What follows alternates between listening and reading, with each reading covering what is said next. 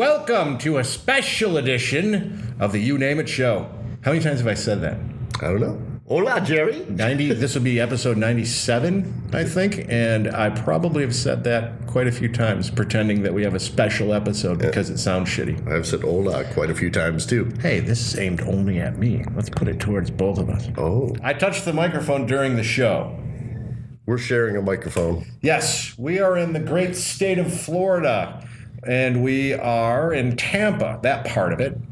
And we are together in a room with one microphone. Jerry came to visit me. Yay! Yay! I can see your ugly mug. So we're going to probably have weird noises, and hopefully we won't have too much of this because people don't like this. Watch. Oh, the vaping? The vaping in your room. Yeah. Is that allowed in hotel rooms? Yes, nobody cares in a hotel room, but you can't smoke a real cigarette, Davin. Not unless you do it in the bathroom by the vent. There was no vaping allowed in Orlando, the last city I was in. Shut up. At the convention center, no vaping on the docks or in the building. I went to Hollywood Casino in Toledo, Ohio, and there was no smoking and no vaping. Those motherfuckers. Such bullshit. I would not spend my money there. I just swore on a podcast. Davin, we have new listeners. We do. Who? They're in a funny place. Okay. I wish I could think of a good voice to put on for this one.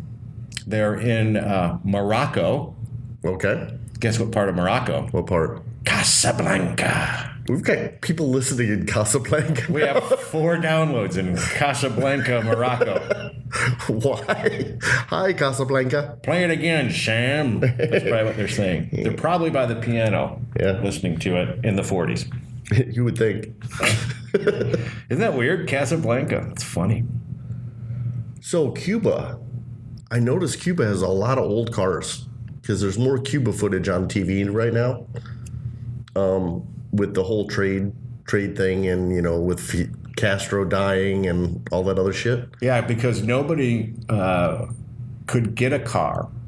So every car they had, when they put the trade embargo on, all those cars had to stay working. Is that what you're saying? Correct. So they're all classic cars. They're all awesome cars from 1962. If the trade thing ever works out, how much are some of those cars going to be worth? $33,000. Jay Leno is going to be buying them up in handfuls and buckets. Jay Leno. Jay Leno's garage. And Jerry Seinfeld will be riding in cars with people, too. Riding in those cars with comedians. Nice. I like Jerry Seinfeld, don't you? I do, too. Hey, guess what Trump did? What did you hear about Trump being the big savior of U.S. manufacturing yet? Yes. What did you hear? Because now I'll tell you the truth after what you've heard. Well, I can tell you a little bit about the truth, too, because I'm very well read, too. Okay. Are you referring to the Carrier deal? I am. The Carrier deal in Indiana, right? Correct. Okay. Here's what I know. Tell me. So Pence, his vice presidential running mate, could not really accept the position or whatever. He had to stay governor long enough to provide the $700,000 that the government, that he pushed for the state government to give Carrier to keep their business in the state of Illinois. Yeah, subsidies and all that shit, right? Right. But basically, as the governor, he gets to write whatever, figure out where that money goes and all that other. So he's fucking the taxpayer. Yeah, to keep that true. To keep the business that part's in the true. state. But I don't see anything wrong with it. Well, here's what I see wrong with it. Okay. The whole, look at me, I'm Donald Trump. I saved manufacturing from going to Mexico. No, you didn't. You saved less than half of the jobs from going to Mexico. Right. A couple different conflicting reports. First, I heard 1,400, but then the New York Times today, I think it was the Times, said 2,400 jobs were slated to go to Mexico, and they sent less than 1,000. So you'd see these articles that said, Trump saves almost 1,000 jobs from moving to Mexico. Oh, so you lost less than half of the jobs, right? Yeah. You lost 800 out of 2,400 jobs Or you saved, is what I'm saying. You saved that much. More than half of them are now going to Mexico. How is that a good thing? In other words, we just paid that company to only send more than half of their people to Mexico. We'll pay you good job. $700,000. Yeah. That's not helping anybody. If you would have had everybody stay back, it would have been a good story. It's all smoke and mirrors. Yeah, those fuckers. I don't care if it's Trump or Clinton or anybody. Don't put that out there like it's a big achievement. Like, we only lost more than half. Asshole. Oops. God damn you, Trump. Do it the right way. Do what you said you're going to do. So I got. You know what he said he was going to do was, I know it's too many politics, but this is what he said first during the running. Right. I'm going to make these people who are. And he actually spelled out what we talked about on episode 96 or 95, where I said these companies are going over to Mexico, building the shit there, shipping it back, and not being taxed a tariff on their imports. Right. So he said he was going to start doing that. Instead, he's paying them to stay here. Well, less than half of the people. Well, Ford actually caved into that. Because he said he's going to tax them 35% on anything they bring back in. So Ford actually came back and said they were going to work with him on it. And they're not going. There was a couple plants that were being built down there. And we're not going to shut them down yet. Yeah, and they basically, we're going to rethink this, and we want to be on board with the new administration. Right. And what that means is instead of you taxing us to make sure that you stay here, we'll just pay you to stay here. We want to play nice. Yeah. just pay us, and then we'll stay here. So we're still losing everything. You bumped the table. I wonder if they could hear that. I don't know. I keep trying not to. Ooh, my socks stink. You want to talk about fun stuff? Sure.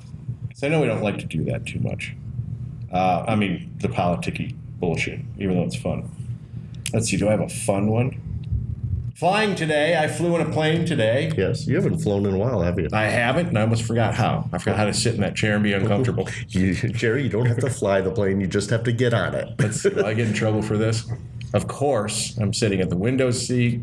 I didn't choose the exit row because I know the dangers of the exit row. The dangers of the exit row, as you well know, are that the big giant people will pick the exit row because they're big giant people. But so they're looking for the more room, right? Well, wait. Let's talk about the exit row for 1 second. I'm going to get you off track for a second. That's all right. The airline industry is the only industry I know where they do not staff their planes properly and expect their customers to assist.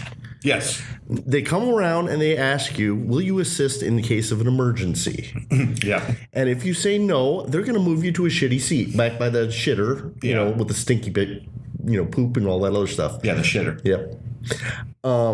So you end up saying yes, but everyone thinks there's not going to be an emergency. But I'm sorry, if there's an emergency, why do 3 fat people sitting in the waiting for it in the fucking exit row? Why are they your saviors? Why are they supposed to help? Like, we've had training. Here's a booklet. Read it. Fucking go. This is great because we have a new title for this episode. Fat people are our saviors. Episode 97. Well, that's why they can't put people who don't speak English in the exit row and kids. Yeah. But all the fat fucking businessmen that want the extra leg room and the extra little lap belt, well, that's actually good because you get 2 buckles so you can get out of that seat quicker. Just like a quick draw? The double buckle. Like you're an old gunslinger and you're drawing from both sides? Yep. And that brings up another thing. Yes. If you don't know how to work a belt buckle, you shouldn't be on a fucking plane. Good point. You deserve to die. How about this point? They shouldn't be so fucking greedy at the airlines that they have seats in front of those doors. Yeah. How about having a big gap where everybody can just safely walk out? How about not wanting those, 3, 6, 9, 12? Those 12 seats could be empty. They could not be there. No, we need those 12 seats of revenue. Look, just in the face of your safety, we're going to make money off of this. So how many more stewards or stewardesses would they need, you think, in case of an emergency?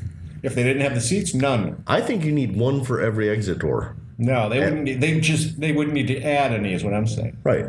But asking me to assist, fuck you. You know You're what? not qualified to assist. You know what my assist is going to be? I'm going to open the door and I'm going to turn around and yell, "Follow me." Because that's about the extent of my assist. You think I'm going to wait for Granny's Starbucks? No, you're not supposed to wait. You're supposed to go out to get out of the way. That's, I know you're pulling this Costanza like you're gonna stand there and help people, help the old people out. and then run out and be looked at like a coward. You're supposed to get the fuck out of the way. That's what your deal is. You hear that? That's the ice machine. That means you got a good room here. Outside of my room is the ice machine going off. Yeah, so don't put those seats there. Just because you greedy sons of bitches have to have those seats. You don't have to have them. Yep. Jerry, since we're in Tampa, I wanted to welcome you to Heaven's Waiting Room. Oh, again? Is this a Bill Knapp city again? This, and I started thinking about that because somebody brought it up that Florida is Heaven's Waiting Room. Yeah. Are they going to run out of spots to bury people? I don't think they're burying people. Bury people? They're burning. They're burning them? Yeah. No one's getting buried anymore. It's old. Like, are you getting buried? No. If you die, you're going to get cooked, right? I think so. Me too. Why go through all the pain and anguish for your family of trying to keep a plot up? But all these people are coming down here. Yeah, to die. To die. So if like the whole country comes down here and dies, they're going to have to make mountains with all this ashes and stuff. It's Soylent Green. We're going to eat those people. Eat them? Okay. Because I just watched a movie. I don't want to get too far off. I was going to give you my tip. Let me give you not my tip. I was going to give you my tidbit of information, but now you've led me into something else. So let's do this in a row here. Okay. Plane equals cockpit. Okay. What do you think that means? Where did it come from? Plane equals cockpit. No, why is a cockpit called a cockpit? Because it's all dudes. That face you just made is hilarious. I know, it's no fun seeing you. I got to look away because I have to think of it as being I can't watch you when the show's going on. Well, because cocks are the people in control. That's a good theory. Yep, and you got a fuzzy on the side of your freaking head. And if I hate when you nitpick me. Like you're my wife or something. Shit Lisa says. This is shit Lisa says. Davin's stupid. Oh, thanks, Lisa. Why am I stupid this week? Oh, no, she just says that. She says that about me, too. You're stupid. You're stupid, and you're dumb, and you're gay, and you're ugly. We're in the same category. Somebody listened and liked the shit Lisa says to me. Yeah. Because they said they could picture her saying it. Exactly. That's how it works. Because they know what she's like. Nice. So here's the real story about the cockpit. The cockpit, the very first time it was used in language it's where they do the cockfighting with the chickens, right? Right. So then what happens is somewhere down the road, naval ships were out. And they would take the guys that were blown to bits and they'd start storing them down underneath the main deck, and they'd go down to the lower decks back in the back of the boat, and they would the bodies were all there. And people would go like, oh, this looks like a cockpit, talking about all the blood and guts that were in there from all the fights. That, coincidentally, was where the steering guy was. Okay. So then that turns in steering guy is the guy who's in the cockpit. See? Taught you something new today. Look at you. Which brings me to everybody dying. Okay. I watched Inferno. Okay. Dan Brown's book Inferno, the new movie, Tom Hanks playing Robert Langdon. Mm-hmm. So I had problems with this movie. Have you watched any of those Da Vinci Code type Robert Langdon deals? This one, there was Da Vinci Code. I've seen the Da Vinci Code. Yeah. So all his books are the same. Let's not fool ourselves. But here's the problems I had.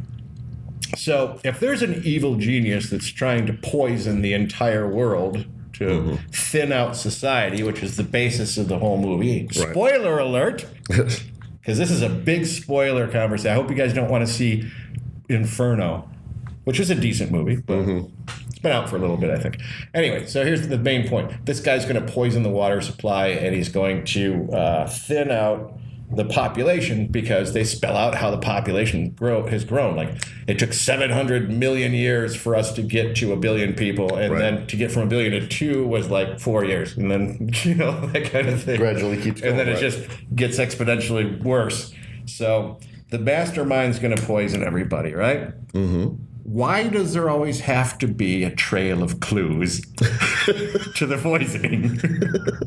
I can't figure that out because this is how they tried to explain it. So you got the mastermind talking to his girlfriend saying, all right, we're going to pull this thing off. Now, if I happen to die, there'll be something delivered to you, and you'll be able to find where I have this all set up to poison the water supply, like it's a James Bond thing. He's got like a plastic bag hanging in the water supply waiting for someone to blow it up. Kind of like the map I'm going to leave my kids to find all my silver that's buried in the yard. Yes, yeah. Okay. But you don't need that. I was so mad because how about this for a change?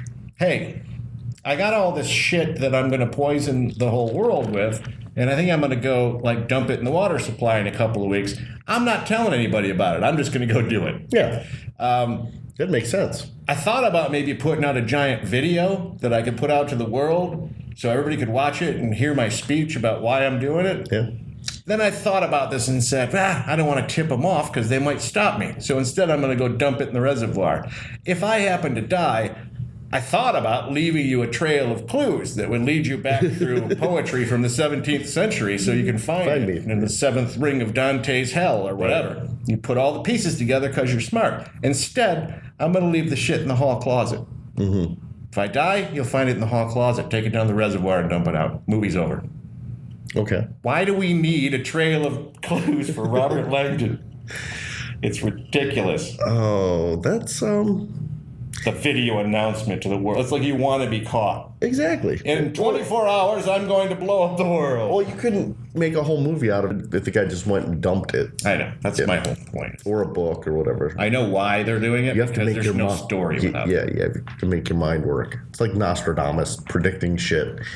You know, you can interpret stuff like that any way you want it. I know. The flaming bird struck down the evil twins and the what? Yeah, exactly. I was almost late coming down to meet you for a smoke outside, and I think that was his 14th quatrain that I remember reading that told me that one.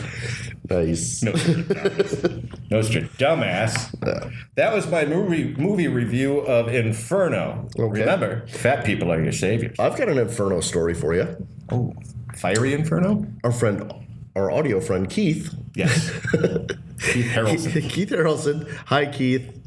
Keith decided to try out his new meter this week at the auto show. Hey. It's okay. Don't talk about work. So he's at the show. At the show. So he's metering the power with his brand new meter. So he asked me, well, just double checking because I'm not really good with this. Is this the right setting to be on? I said, yeah. I can't wait.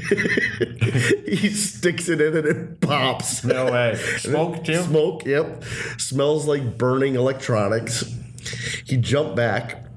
We opened the thing up. And there's these two solder points that were probably about half an inch long, touching the aluminum in the backing that's supposed to protect you from burning. Oh, it was designed with a short in it. It burned out. Nice. And I said, well, here's your problem. And he goes, smell it.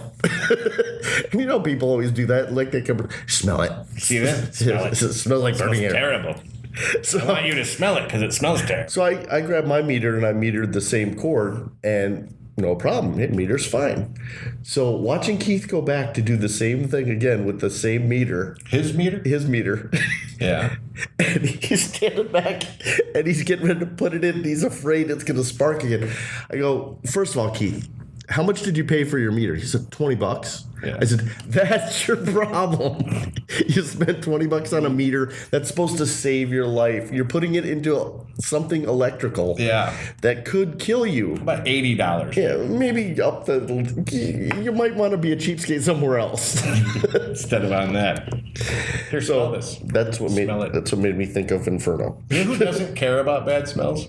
Who? Dogs. Dogs will put their face right into a fart and it won't affect them at all. They'd be like, hey.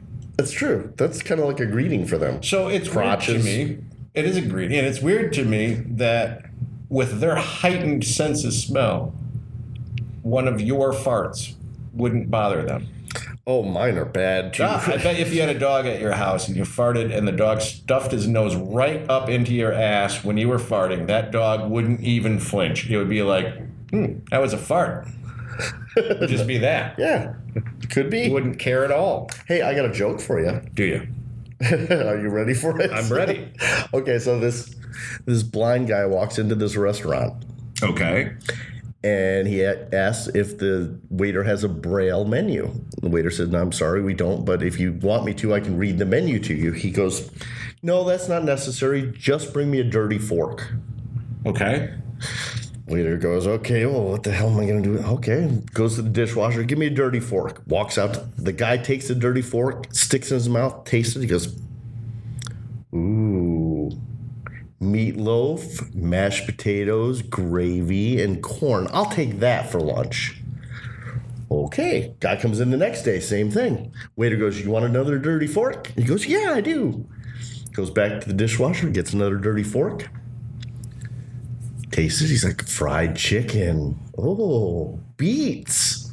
And a side salad. I'll have that for lunch." And the waiter's like, "There's no way this guy can fucking taste a dirty fork and know what's on our menu." Right. Third day, guy comes in again. Want a dirty fork? He grabs a clean fork. Walks out to Judy, the cook. Says, "Judy, rub this between your private parts. There you go. Just shove that All in the there." swearing we do on the show, and you're going to be nice now. So Judy does. Of course. Yep. He brings out the Judy fork. The Judy fork. Hands it to the guy. The guy tastes it and goes, "Oh my God, I didn't know Judy worked here." That's my joke. That's your joke, all right. All that time just for Yep. Judy. Judy. Judy. How long has Judy worked? I bet you the guys at the dock love that joke. Yeah. The guys at the dock. The Judy joke. I won another lawsuit. You did? Unless I already said it. Did I say I won one about Facebook yet? No. Yeah, Facebook. Okay, what happened? I have no idea. I signed up for it. I got a check 3 months later. I can't remember. How much? It was like blah, blah, blah versus Facebook. $15. Ooh. $15 check. I should start saving them all up. And then we'll Frame buy them. a case of beer for the show with all of the money that we made. We got to do our drinking show on the 100th episode still.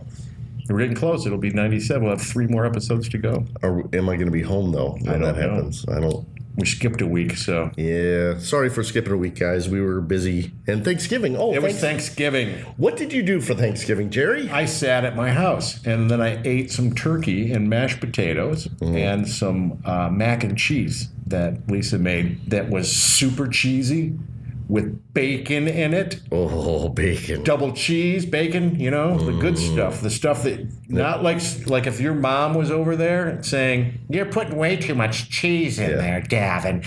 You can't use that much cheese." Then you add more than what she's saying. Right. Were you bound up for a couple days? No, I'm used to that. Okay. You know what Did you brand have cheese I buy? What brand? Imodium. Imodium brand cheese? Just grind up Imodium in Velveeta and you're all set. Yes, I like Imodium cheese. You see Velveeta's making the smaller chunks now? Who wants to shit every day anyway? That's true. Yeah. I eat. Because we talked about how often people are supposed to do it, but if you eat Imodium cheese, then you're good like for 4 days. That's cool. Maybe.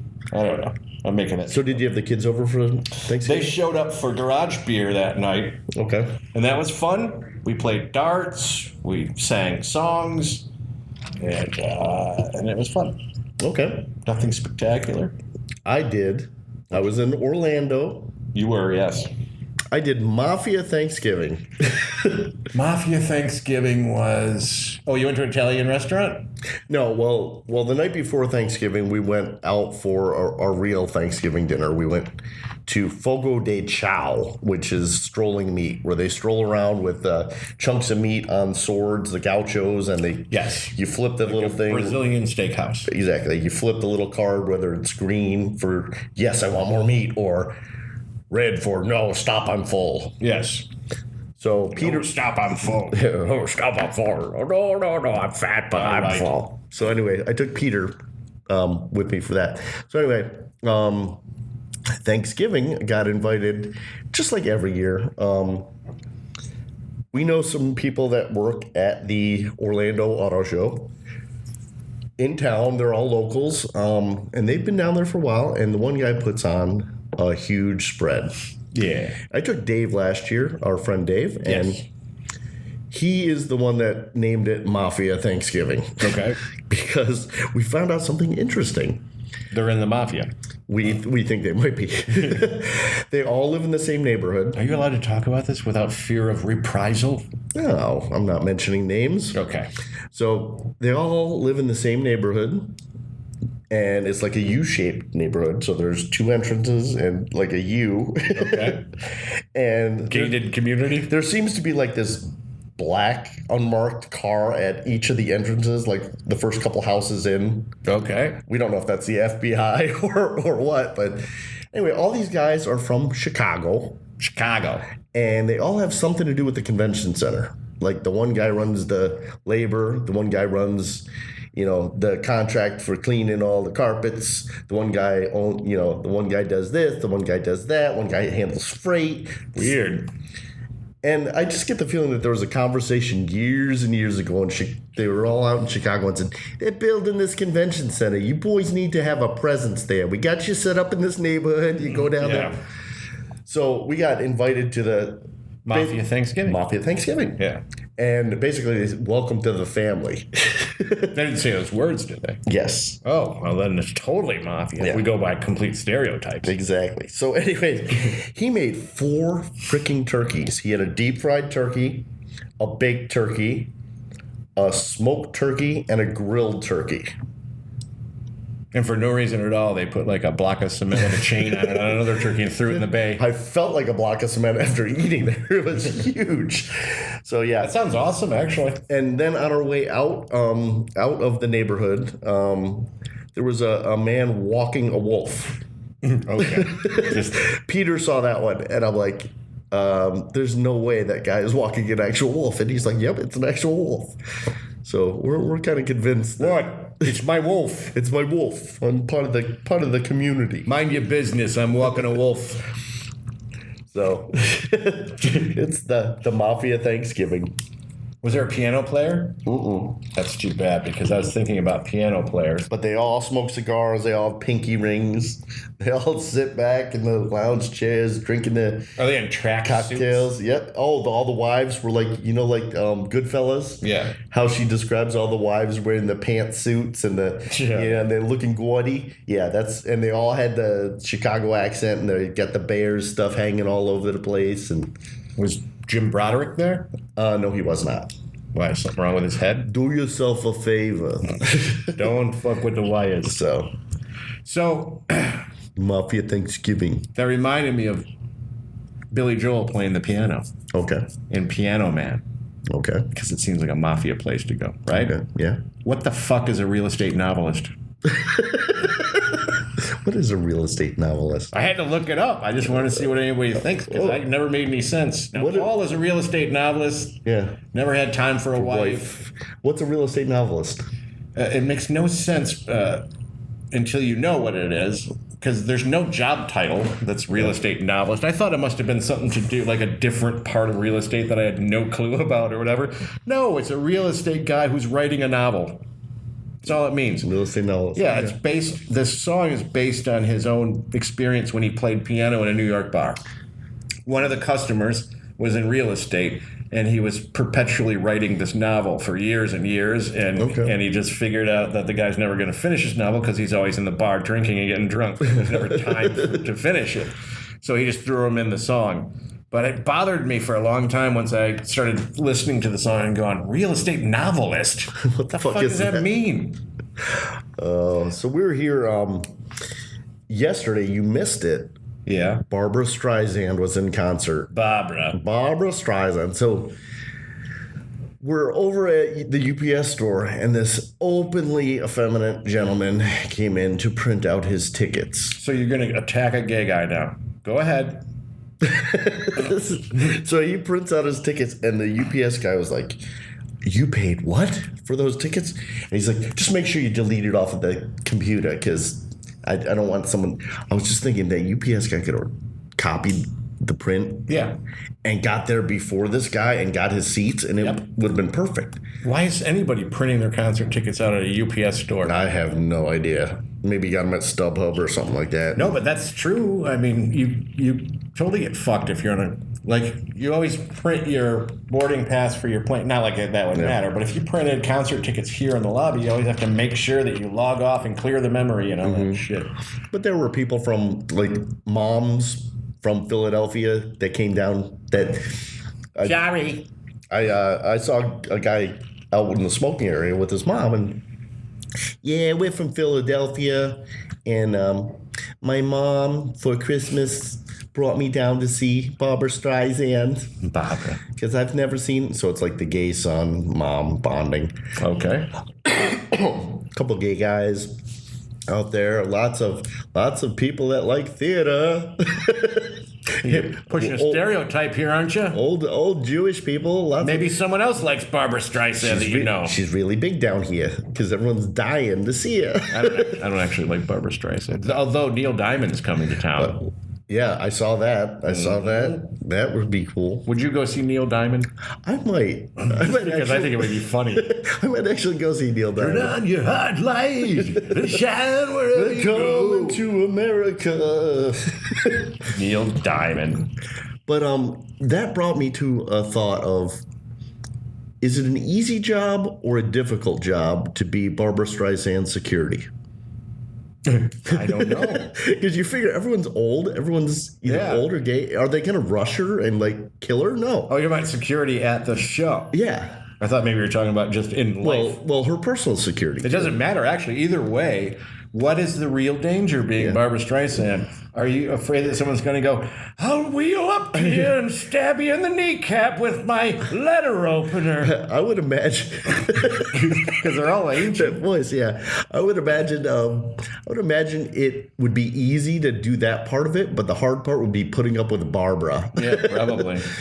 You open the fucking door for me. I don't know if Barbara would Streisand voice. I don't think she sounds like that. Grammy-winning singer doesn't sound like whatever that was. Yeah, open the door for me. She's an angel. She sings like an angel. Barbara. I wonder if she can even sing anymore. I wonder if a lot of it's just going through the motions. Well, and then you really don't need to have front row seats for that because I'm sure she's aged, probably not well. Yeah, so you don't care about seeing her? Yeah, you can sit all the way in the back. Because she's ugly. And all the camera people are probably told to use soft focus because Barbara's got wrinkles. Vaseline on the lens. Barbara's got wrinkles. Give her that soft look because she's beautiful still in our eyes. Barbara Streisand. I wonder if people talk to her like she's an old person. That's another topic I ran across. Something that pisses me off. Whether you're in an accident and you're laying in a hospital bed or you just happen to be really old. Why do people talk like this to you? Hi, how are you today? All slow. I hate that. And I will say this. My brother does it. And I might catch some Does he do it to old people or to you? He does it to old people. And I want to punch him and go, stop it. You're calling them stupid to their faces. Because you're just going, how was your day today? Do you recognize me? My name's Herb. Alzheimer's. You know, I was reading a book the other day about WW2, the big one. You know, it was in your era, remember? Fucking cut it out. I mean, if I'm talking old, like you're talking to a dog. Yes. Remember? Frisbee. You know people do it. And let's say this, and just like Josh knows. Yeah. Josh, our workmate last year came back from brain surgery, right? Mm-hmm. What was it? They cleared something up. They cut the smarts out of his head. Mm-hmm. But he had some brain surgery shit, life-threatening nonsense, but it's all good now. And when he got back in the field, the girls were walking up to him and going, how are you? Talking to him. Yeah. Like he's in pain. And I was saying to him, what, they're always talking to you like you're some sort of disabled puppy? He's like, yeah, I can't take it. I can't stand that. So I started just attacking him every time, just like before. They cut the smarts out of him. Hey, Josh, crew call tomorrow morning will be at 7 a.m. You still remember 7 a.m., don't you? Oh, 700. You haven't lost your sevens. in the surgery. Oh, 700. So I treat him like a regular person, unlike other people who talk to old people and people who are hurt as though they're dogs or children. Beep, beep, beep, beep, beep, beep, beep, beep, beep, beep, beep, beep. What is that? Are you doing this just in? This just in. Athens Messenger? This just in from Nashville. Pepe was in Nashville, evidently, and the show manager asked the booth guy if Pepe was old enough to be on the show floor. Pepe, for the audience, he used to be our unpaid intern. He's in a video where he's laying on the bathroom floor on Facebook, if you want to look that up. He has been out in the field a few times now, and he looks like he's 12 years old. So Josh has been through that. Yes. Josh has willed himself to be 20-something now. Now he's not as young as he used to. He still looks as young as he looks. And he still doesn't get as much respect as he deserves from some of the older guys. No, sometimes. But Pepe's now coming into that. So poor Pepe. Hard to respect people when they look young. I don't actually care if they bother. I kind of hope it happens. just to show him what it's like. You know what he does, which is almost brilliant? Whenever anybody makes fun of him, he smiles and agrees and thinks it's great. Tease me. Yeah, it kind of wrecks everything. He's Hi, like, Pepe, tease me. yeah, it was like, you're right, Jerry. You're right, I am stupid. I'm small and young and I shouldn't be on the show floor, but I know my stuff. And you guys are great. Everything's great. He's always so happy. I'm ugly.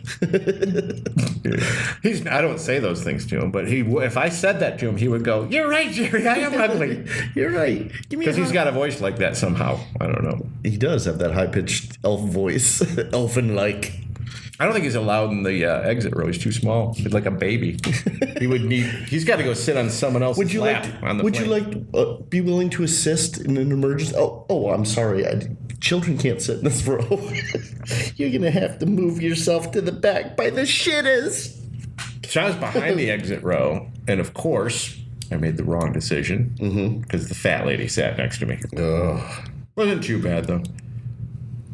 She was okay. She did this the whole time. Picture this audience. She folded her arms across the front of her body, and she didn't. I've had smaller people who have their elbows all the way into my area of the seat, like all the way over the whole armrest, sticking into my side. Yep. This lady was great. So I actually won. I just wanted to say fat person. Because I know it's wrong, and sometimes I feel good saying things that are wrong. Oh, and people, if you're flying, the space above your seat, that's where your fucking luggage goes. Yeah. I go to get on one of my connecting flights, and I'm trying to get my computer out of my laptop bag because I'm going to put my laptop bag up above me because I'm sitting in a bulkhead. Yeah. I'm in the process of doing that, and some guy coming on the plane that's sitting 7 rows back decides to put his luggage up above my seat. Oh, put it above your seat. Exactly, you fuck nugget. Fuck nugget. Oh, these people suck. I don't carry on luggage ever. You know why they call them an Airbus? Because it's a fucking bus. Yeah, that's how they treat you now. It's not even as good as a bus. Buses have better seats. Yeah, and they're wider. They're probably more on time. I would imagine. But well, you don't have to. a lot of good songs are written on buses, I'm sure. Yeah, you don't have to be there 2 hours early. Buses probably smell really bad, though.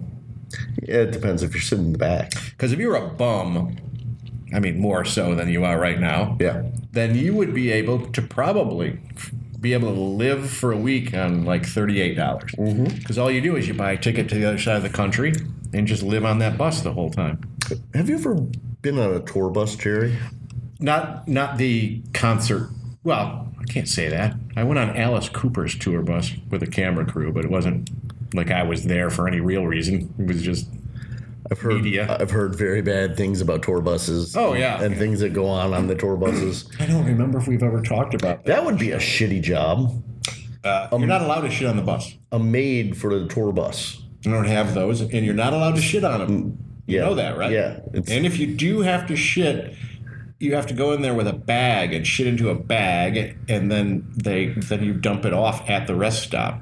Oh. So what do you do with it in the meantime? It's in the bag and you tie it and you put it in your bunk or what? You have to carry that bag full of shit to the next stop and throw it away or dump it in a toilet or whatever you got to do. Oh, what kind of bag? Ziploc? I don't know. I think it's a CVS bag. Okay. The standard CVS white plastic bag with the red print. Yeah, that they charge you 10 cents for in some states. Yeah, and you hope you don't have a hole in the 5 bottom cents. of it for your shitting, the shit bag. I would double bag. I would have to double bag for that. Yeah. You would want to. You don't want to spill it on a roadie. That's true. No, you're not allowed to shit on there. And if you have to, you tell the driver, it's time. I got to go. I got to It's time, or toss this out the window. And then if they go, well, we're not stopping because we just stopped, then you got to shit in a bag. Okay. I know these things. I spent a long time talking to these people. I had 6 hours of conversation with the lighting guy that we both know that tours all the time. Yeah. That Heard all the stories. Alice Cooper. Oh. Go all the way in the back. That's where you smoke and do drugs. Right. In the front's where the older guys sit. They're not doing anything but hanging out, having a soda and talking about their life. Go in the back. There's the beer, the smoking, and the drugs. Okay. So you can actually smoke on the bus, too. In the back. In the back. On some of them. Some of them are non-smoking. Well, You would hate that. yeah. Is there a cooking bus? I'm sure they have little microwaves and stuff. I don't know if they have an actual real stove in the roadie ones. Maybe in the Star ones. Why do you ask? Have you been on one of these? No, recently? just wondering. Now, is there a bus where they tie you down with bed sheets and then hit you with pillowcases full of soap? Yes, that's the Full Metal Jacket bus. Okay. Yeah. I remember that one. Hi, Joker. Hi, Joker.